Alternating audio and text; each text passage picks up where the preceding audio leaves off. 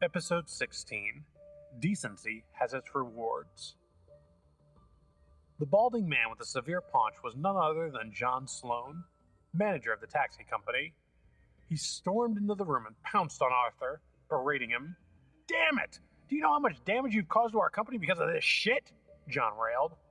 "I'm sorry, Mr. Sloan. It was all my fault," Arthur quickly apologized. Elliot couldn't stand when John acted like this. He slammed his cup on the table, stared at him, and asked, "What's more important here, your taxis or people's lives?"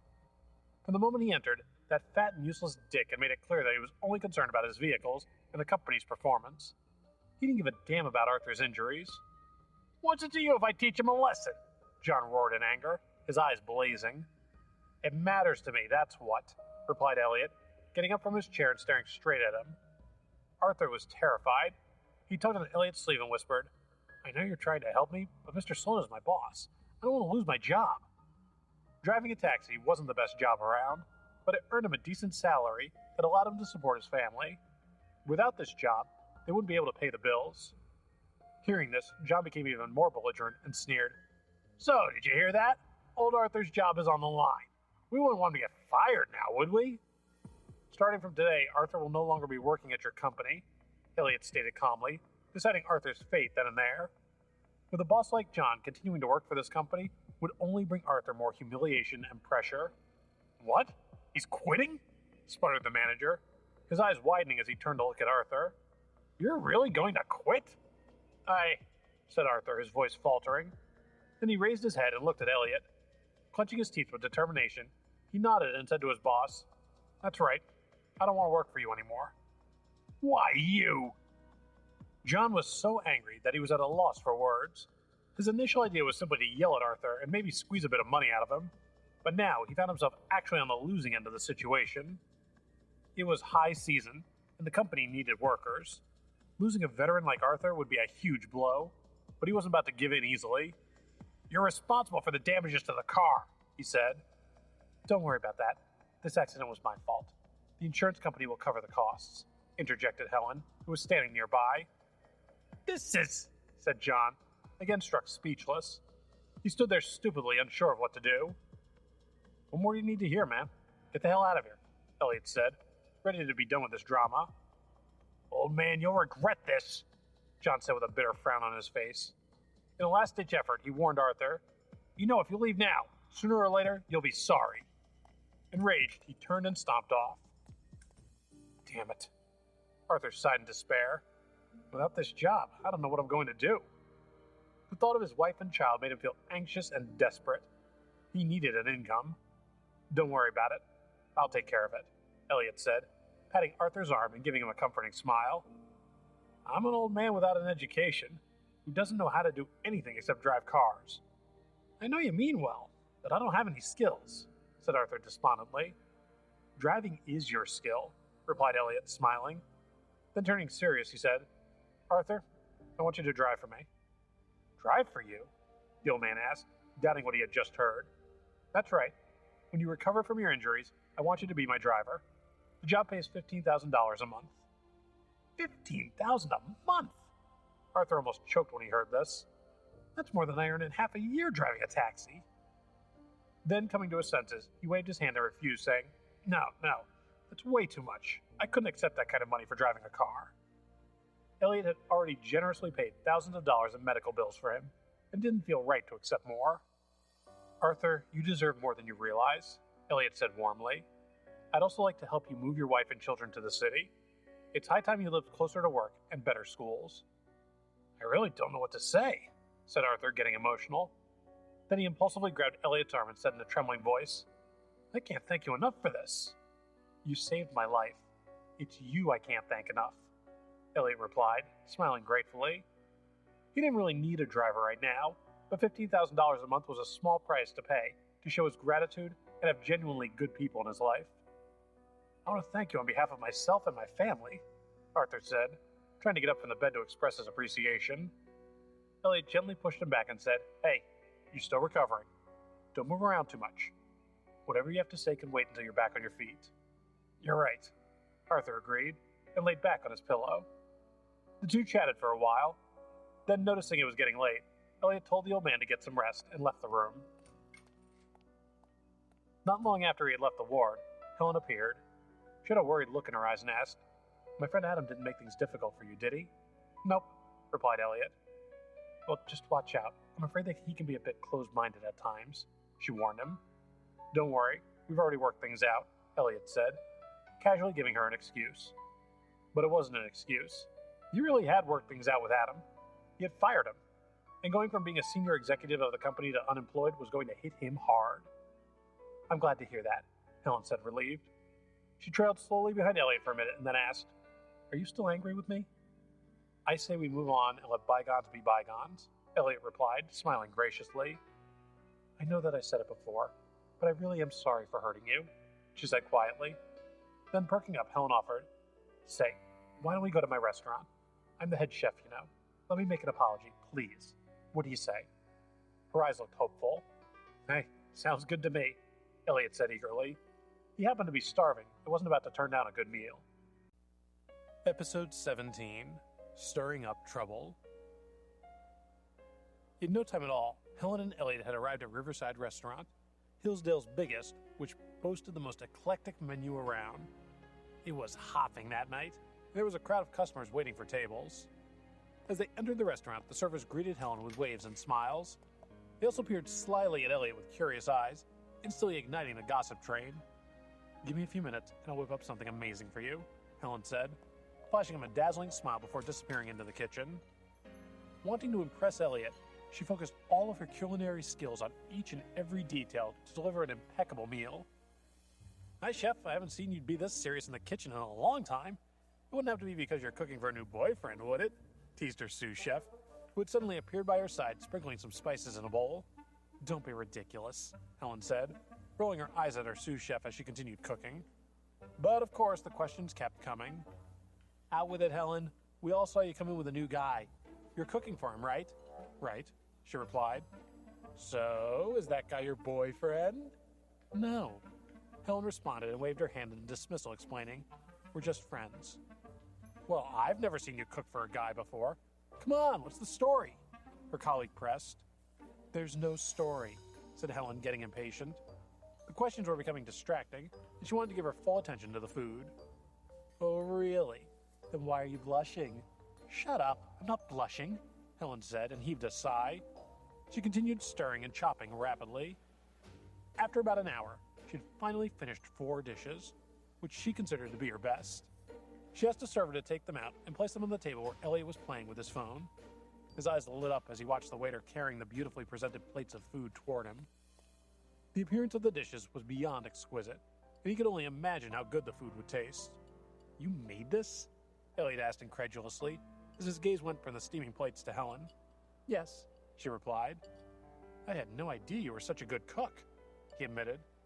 "Well, go on, have a taste," she said. She sat down across from him and waited for his reaction with excited anticipation. "All right, let's go," Elliot said eagerly, and picked up his fork.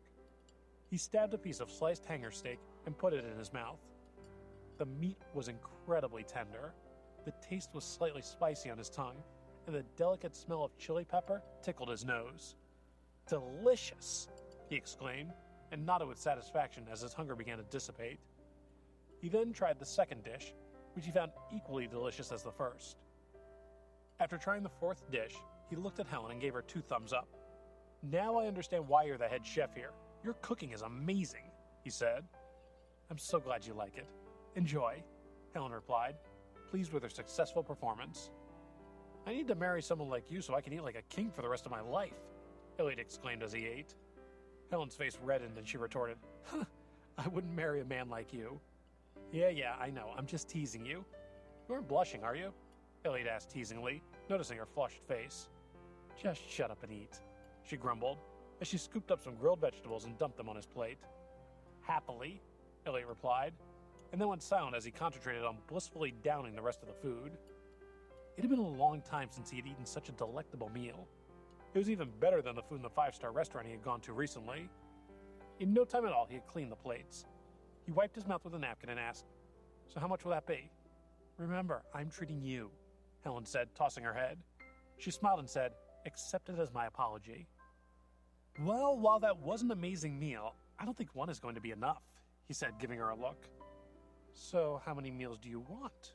She asked him defiantly. I'd like to eat this food for the rest of my life, Elliot declared, poking fun at her. Oh, just stop it, Helen said in amused annoyance, her face reddening again. I didn't expect you, of all people, to act like this. Hey, I'm just joking with you, don't be angry, he said soothingly. I'm not, I just have feelings is all, she said honestly. I know, Elliot said. Realizing the time and taking his cue to leave, he stood up and said, Well, thanks for everything. The food was really great. I've got to get going. I'll see you later. Just as he reached the door, he was stopped by a tall, broad-shouldered man in a suit. A silver name tag hung on his chest, and Elliot could see that it was Tom Patterson, the manager of the restaurant. He raised his hand to block Elliot's path and deliberately spoke loudly when he asked, Excuse me, but are you planning on leaving without paying? His words caught the attention of the other guests, who swiveled in their seats to shoot looks of surprise and disapproval. When Helen heard Tom's voice from the other side of the restaurant, she quickly ran over to remedy the situation. Tom, I was the one who let him eat for free, she explained. And what gives you the right to allow customers to eat in this restaurant without paying?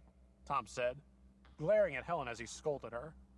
His entire body was trembling with rage. It was no secret that he had liked Helen for some time now, but she had continuously rejected him and his advances, much to his annoyance. Now seeing her bring this guy into the restaurant and cook a personal meal for him without paying, he felt insulted. He had been watching the two of them chatting happily and flirtatiously at their table throughout their meal, and couldn't contain the jealousy building within him. He stood his ground, filling the doorway with his large frame. Reading his body language, Helen's face stiffened slightly. She hadn't expected Tom to react this way. Forcing a smile, she whispered, Tom, as the chef, I'm entitled to treat guests to meals. I'm the manager here and I make the rules, Tom said haughtily with his head held high, looking every bit like a bully in the playground. No matter how hard I try, I'm just not good enough for you, am I? He thought. If you think I'm going to let this go, think again, Helen. You are so... She tried to speak, but hesitated, the corner of her mouth twitching in doubt. She couldn't believe Tom was being so unreasonable. Suppressing her frustration, she said, Okay, if that's the case, then let's just take it out of my salary. No, he needs to pay, Tom said as he looked at Elliot. All right, I'll pay then, Elliot replied. The last thing he wanted was to make things difficult for Helen. He took out his bank card and asked, How much is it? $500, Tom said. What? Helen was shocked and her expression changed. Tom, those 4 dishes clearly only cost $100. Where in the world did you get that number? The fine for trying to leave without paying is $400, plus $100 for the dishes, which comes to $500, Tom said serenely, as he put his hands in his pockets, waiting for their response. Why, you, Helen replied. She was so furious that the corners of her mouth were trembling. It was obvious that Tom was taking advantage of the situation by playing his power card. She found it pathetic, but didn't know what to do about it. Quickly sizing up the situation, Elliot decided it was time to step up and meet Tom head-on. Coming face to face with him, he asked the towering figure, So, are you sure you still want to charge me? That's right, Tom replied, looking down at him. All right, we'll see who's the tough guy now, Elliot said. Then he turned to Helen and said, Call your boss. Episode 18. You Don't Know Jack. Elliot, I don't know if, Helen said slowly, hesitating at the idea of contacting her boss. She knew how the restaurant functioned, and that Tom was in tight with the boss. That's why he was bullying them now. He knew he could get away with it. Do you really think calling our boss will help you? Tom sneered as he glared at Elliot. He reached out his hand and patted him on the shoulder, provoking him. You don't get it, do you? Even if you spoke to my boss, it wouldn't make any difference. Is that so? Elliot asked as his eyes began to burn with anger. Yes, because I call the shots here, said Tom. He brushed off his sleeves and in a loud voice said, Look, you've got 2 choices here. Either you pay the entire $500 and leave, or I'll have security take you out for a walk. I don't think I like either of those choices, Elliot replied. This has ended up being a real pain in my ass, he thought, sighing. $500 is nothing, but there's no way I'm giving this jerk any satisfaction. Well, if you're not going to choose, then I'll choose for you, Tom said, gritting his teeth. He waved 2 security guards over and informed them. We have a customer here who tried to leave without paying for his meal. Take him outside and show him our special brand of hospitality." "Yes, sir," replied the two men. They turned and looked menacingly at Elliot as they advanced toward him. All of the customers were watching now, waiting to see what would happen next. Just as the security guards were about to grab his arms, a loud shout rang out in the hall. "Stop!" a voice commanded. A middle-aged man wearing a power suit and shiny leather shoes walked over to them. Elliot's eyes blinked in surprise when he saw who it was. It was none other than Erica's father, Jack Johnson. Although he had purchased the Starlight restaurant from him, he hadn't realized that Jack also owned Riverside Restaurant. Suddenly, Elliot's sticky situation had gone from dire to hopeful. Tom greeted Jack eagerly with an enormous smile, saying in a flattering tone, "Mr. Johnson, I was just taking care of an unpleasant situation here. I was about to—" His voice trailed off when he realized he was being ignored. What surprised him even more was that Jack had walked directly over to Elliot. "Elliot, what a surprise! We meet again," Jack said cordially, greeting him with a firm handshake. Tom was shocked to see that not only was Elliot acquainted with Jack, but from the looks of it, they were on friendly terms. How does this kid know Jack Johnson? He wondered. This is just my luck. Helen was also surprised that the two knew each other. The customers had stopped eating. Instead, they were avidly watching all of this unfold in front of them, trying to guess if Elliot would have to pay up after all. Feeling all eyes on him, Elliot smiled warmly and said to Jack, "What a coincidence this is, Mr. Johnson. I didn't realize you owned this restaurant." "Please, call me Jack from now on," he said with a kind smile and patted Elliot's shoulder. He hadn't forgotten that it was thanks to Elliot's purchase of the Starlight restaurant that he was able to avoid a financial meltdown. "Jack," Elliot responded. He was clearly pleased. "I'm very interested in buying this restaurant. Would you like to sell it to me?" The restaurant was thriving. It was well known, in a great location, and always filled with customers. Elliot knew it was a worthwhile investment.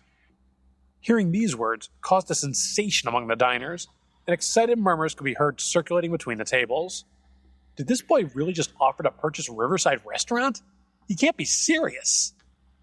Even Tom felt that this had to be a bluff. The restaurant had a market value of over $10 million, and it was highly unlikely that even Elliot would be able to come up with that kind of cash. "You're a smart kid," Jack said and nodded in praise. He spread his arms out wide and said, "This is the land of opportunity, and making food is definitely profitable. You know, I wasn't planning to sell this restaurant, but considering how we've done business together before, maybe we can come to an agreement." "How much are you willing to sell it for?" Elliot asked. "Well, the land and the restaurant together cost $10 million. "Then I'd say you've got yourself a deal," Elliot confirmed swiftly, his decision already made. The city was currently expanding eastward, and in a few years, this restaurant would become the heart of the city. Its future potential was without bounds. In an instant, the two men had hit it off, effortlessly negotiated a stratospheric price deal, and signed on the dotted line. Only after Elliot had officially bought the restaurant did everyone realize what had occurred. Their expressions revealed shock and disbelief at the kid who wasn't really a kid at all, but the real person calling the shots here. Helen was just as dumbfounded as everyone else. She certainly hadn't expected Elliot to buy the restaurant, much less with such ease. But the most shocked of all was Tom. Initially, he hadn't taken Elliot seriously, but now it became clear to him that this guy meant business. Big business. "Christ, I just tried to humiliate this guy and suddenly he's my boss," Tom thought, as the sequence of events spanning the last 15 minutes began to sink in. "Now what do I do? I'm so screwed." Quickly recovering his composure, he faced Elliot and said, "As my new employer, please know that I'm at your service." "So I guess every coin has two faces. First you threatened to throw me to the dogs, and now you're at my service," Elliot accused Tom as he glared at him. "The circumstances have now changed, and I admit that I was wrong," Tom replied, wiping the cold sweat from his forehead, his legs trembling. "I'm glad to hear you admit that," Elliot said graciously. He then opened his arms wide and ordered, "Call the staff together. I want to have a meeting." "Yes, sir," Tom responded. He seemed to have received a small reprieve and, feeling relieved, hurried to usher dozens of employees into the staff room. Once everyone had arrived, he pointed at Elliot and introduced him. "This is Mr. Branders. He will be our new employer starting today. Let's give him a big welcome." Led by Tom, the staff applauded. When the clapping died down, Tom said, "Now let's hear a few words from Mr. Branders." Met once again with thunderous applause, Elliot braced himself as he looked out onto the faces of his new employees. Episode 19. Good Riddance. Elliot pressed his hands together and gestured for everyone to quiet down. He glanced at the employees and said, "I'd like to start by announcing that I'll be officially removing Tom Patterson from his managerial position, effective immediately." A resounding thud was heard as Tom's large frame collapsed to the floor. His knees had buckled from the shock he felt upon hearing this news. For a few seconds, he lay there, practically paralyzed. He had not expected Elliot to fire him on the spot. "Security, please remove Tom from the premises and don't let him back in. He's no longer welcome here." Elliot instructed the two security guards standing nearby, who just minutes before had been coming to remove him. "Yes, Mr. Branders," they replied.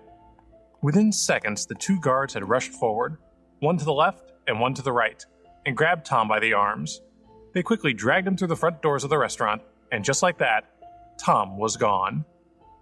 Watching their former manager being thrown out, the other employees let out sighs of relief. Tom had been a bully of a manager, and his harassment was widespread, especially toward the female staff. Now, seeing their brand new employer eject that toxic and abusive creep, a sense of satisfaction spread through them, as though justice had finally been served. The happiest of all was Helen. Getting rid of that menacing lump felt like clearing out a huge obstacle that had long been blocking her way. "Everyone, as your new employer, I ask that you respect my lead and work hard to maintain the quality that Riverside Restaurant is known for. You can expect to always receive fair wages and treatment while working here, and understand that your voices will always be heard," Elliot announced. As he continued speaking, his speech instilled confidence in the staff, and it was evident that everyone was eager to be on board under this new leadership. "All right, the meeting's over. Everyone, let's get back to work," Elliot said, dismissing his staff. While everyone scattered to various parts of the restaurant, Helen remained and looked at Elliot with a weird expression on her face. She pursed her lips and said, "So I guess I should call you Mr. Branders now that you're my boss." The reality of this new development was still sinking in. Never in a million years would she have expected that Elliot, whom she had met during a car crash, would be her boss. She had mixed emotions about it all, and felt a strange sensation of loss as she looked at him. "I hope that we'll still be able to eat together once in a while," Elliot said, his tone gentle. Just because he was now her employer didn't mean he wanted their relationship to change. "You call the shots now. Whatever you say goes," Helen replied. She bit her lip and then smiled playfully. "If I royally screw up one day, I certainly hope you'll go easy on me." "How could I ever let such a brilliant chef go?" Elliot said, winking at her. Pointing to a table in the corner, he said, "Let's sit for a minute. I'd like to talk about the restaurant with you." Helen sat down and, giving him her full attention, asked, "What's on your mind?" "As you know, I've fired Tom. Now I need a new manager," he explained. "What? You're already bailing on this job? Don't you want to run the restaurant?" Helen complained, clearly disappointed by his words. "I'm too busy for this. I mean, come on. I'm still a student who goes to school every day. I really don't have time to manage a restaurant," Elliot replied, scratching his head in embarrassment. Then he asked, "Is there anyone suitable here who could take on the manager position? Can you recommend anyone?" Helen thought for a moment before shaking her head. "I really can't think of anyone right now," she said. "Well, considering your position here, I'd rather leave this matter with you. Until you find a replacement for Tom, I'd like you to be the acting manager," he insisted. Helen waved her hands and shook her head. She refused. "I'm sorry, but I can't do that. I'm the head chef, not a manager." "Well, maybe it's best that we talk about this later then," Elliot replied, not wanting to persist. He decided to let it go for the time being, understanding that there were some things that simply couldn't be rushed. Being too impatient often achieved the less desirable result, he had learned, so he chose to ease up.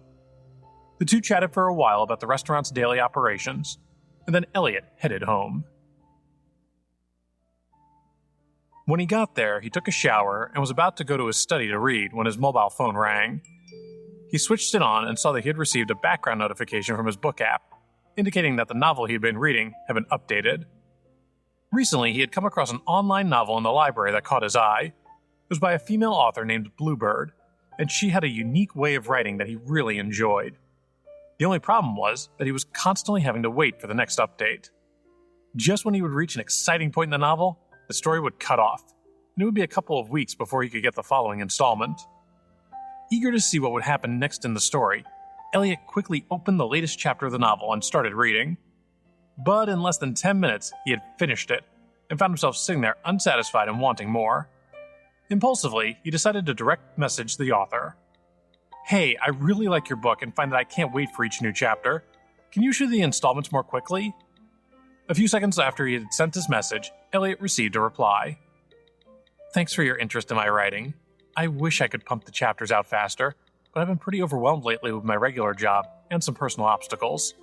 I simply don't have the time to update as regularly as I'd like." Elliot replied again. "I hope your obstacles aren't too serious." Bluebird wrote back, "There are just too many undesirable things in my life. Sometimes when you try to push forward and chase your dreams, the mundane world tends to get in the way." It was clear that Bluebird had plenty of frustrations. Reading between the lines, Elliot could sense the pressure and helplessness the author was facing in pursuit of her goals. He wondered if her struggles were due to financial issues, often the case for many, that were creating temporary and frustrating roadblocks for her.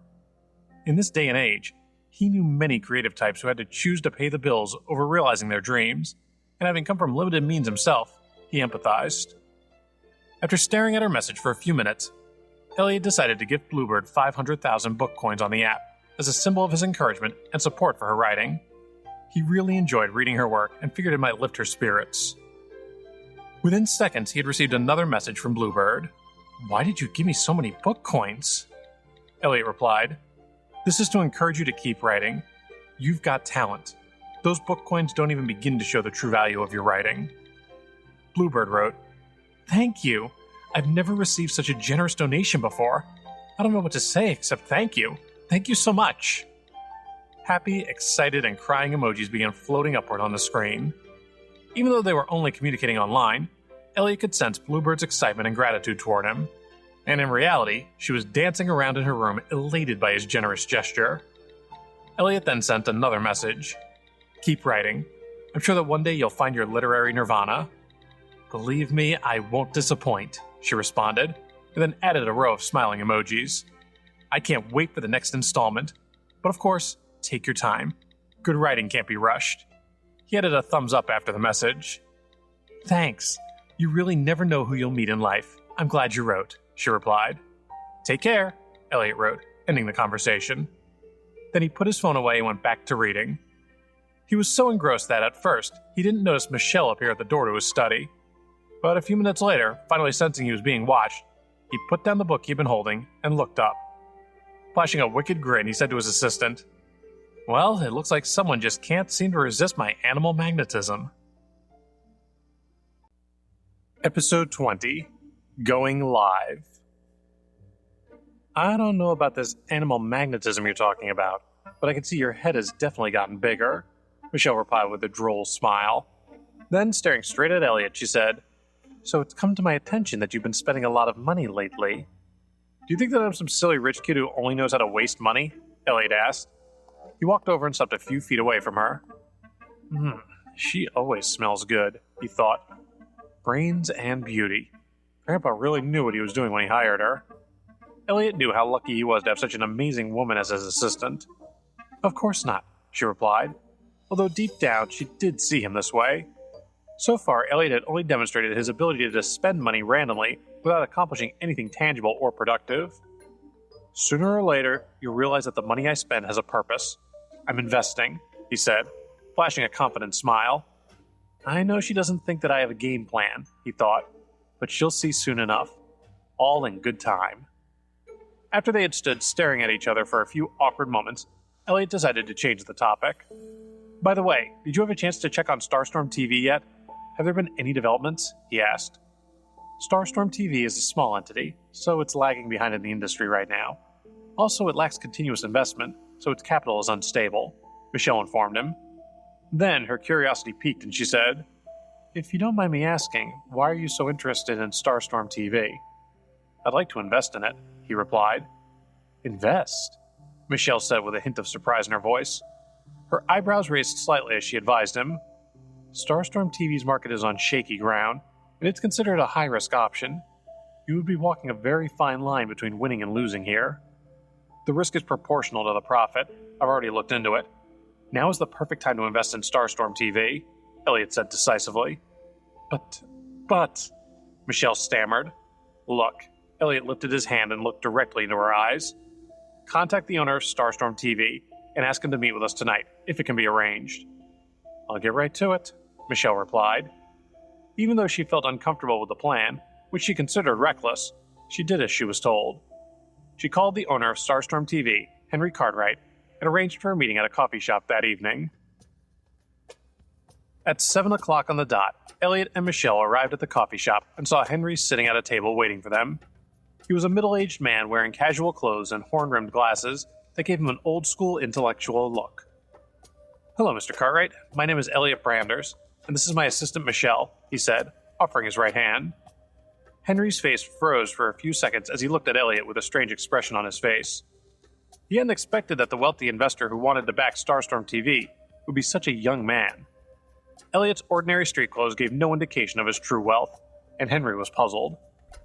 However, after an awkward minute, the older man collected himself and forced a smile as he shook hands with Elliot and said, Hello, please, call me Henry. It's nice to meet you. It's nice to meet you too, Henry. Thanks for meeting with me. Now, I don't want to waste your time here, Elliot said. He sat down and got straight to the point. I'm interested in Starstorm TV and want to invest in it. Mr. Branders, we may be a small business in this industry, but our standards aren't low. How familiar are you with Starstorm TV? Henry asked, adjusting his glasses. Live broadcasting relies on burning money to attract traffic. Once traffic is up, it then depends on the live stream's resources and the power of its platform to operate. When that happens, making money itself isn't difficult at all, Elliot replied confidently. Knowing that he had wanted to invest in Starstorm TV, he had obviously done his homework. Naturally, he was aware of the risks and opportunities involved as well. It seems that you know a bit about the online broadcasting industry, Henry said, impressed with Elliot's response. He nodded slowly and then asked tactfully, Okay then, what exactly do you have in mind? Well, first things first, money won't be an issue, he said, and nodded at Michelle. His assistant took his cue and pulled some papers from her briefcase. She presented various documents to Henry that reflected his range of assets. I didn't realize you were so wealthy, he commented, glancing at Elliot with newfound respect. Seeing how powerful this young man really was, Henry found excitement building up within him as he understood the potential of this investment. With his hand raised, he signaled the server to bring more coffee to the table. Money had actually been a major stress for him recently, and the worrying was affecting his sleep. He had been desperately searching for solutions, but so far hadn't been able to get Starstorm TV on stable ground financially. Not many people were currently looking to invest in live broadcasting, and combined with the platform's ongoing problems, it wasn't easy to find keen investors. Considering he hadn't really believed that this meeting would result in anything, Henry knew that this was an extraordinary opportunity. All right, let's discuss the initial investment, Elliot said. He took a sip of his coffee and jumped right in. I'm willing to offer $50 million, and I want 40% of the company's shares. What do you think? I'm afraid that won't do, Henry said as his heart sank. For $50 million, the maximum I can give you is 20%. 30%, Elliot countered, making a concession and stretching out 3 fingers. 20%, Henry replied firmly, his tone also very determined. Normally he would have capped at 10%, but due to the current crisis the platform was facing, Henry had no choice but to go up to 20. $50 million and 30%. Take it or leave it, Elliot said bluntly. He put down his coffee mug, stood up, and prepared to leave. Wait, Henry called out. Seeing his golden opportunity about to leave, he quickly stood up and held out his hand to stop him. Clenching his teeth, he said, Fine, 30%. You've made the right choice, Elliot replied, his mouth curling into a warm smile. Inwardly, he heaved a sigh of relief. Mr. Branders, you truly don't... Henry stopped short with a pained expression on his face as he looked at the young man in front of him. Forced to accept an offer that he knew was less favorable than what he would have wanted, he felt helpless and was at a loss for words. Henry, I'm aware that Starstorm TV is in a tight spot for money right now, but don't worry. Once we sign the contract, the $50 million will appear in your account immediately. Starstorm TV will be safe, Elliot reassured him. He wasn't blind to the sacrifice Henry was making, and wanted him to see that he was genuinely invested in the future success of the company. "Okay," Henry said, feeling somewhat better about the deal after hearing this. "I appreciate your sincerity and no-nonsense attitude. I think I'm ready to sign the contract now." The two men completed the paperwork, and the funds were transferred to Henry. In general, the deal had gone through smoothly, and Elliot noted that, for once, he had avoided some crazy drama to reach an agreement here. Now that business had been taken care of, he took a few minutes to give some suggestions to Henry for Starstorm TV, offering his own ideas from an audience member's perspective. These included possible changes to the interface and user experience that he thought might improve the platform. Henry nodded repeatedly and commented, "Those are some great ideas. I didn't expect you to have such an active interest in the platform itself." "Well, everyone has a different perspective, and I just thought to offer some suggestions of my own," Elliot replied, smiling. "I'll definitely take them into consideration," Henry said, and then raised his mug in the air. "You know, I think this calls for a toast. We don't have any champagne, so coffee will have to do," he said. "To a new business venture that will hopefully result in a bigger and better Starstorm TV, one that will someday be a leader in the industry. To our new joint venture, Starstorm TV," Elliot called out, raising his own mug and clinking it with Henry's. Elliot felt he was a pretty good judge of character, and he could already sense that he and Henry would be just the team to turn Starstorm TV into the success it was meant to be.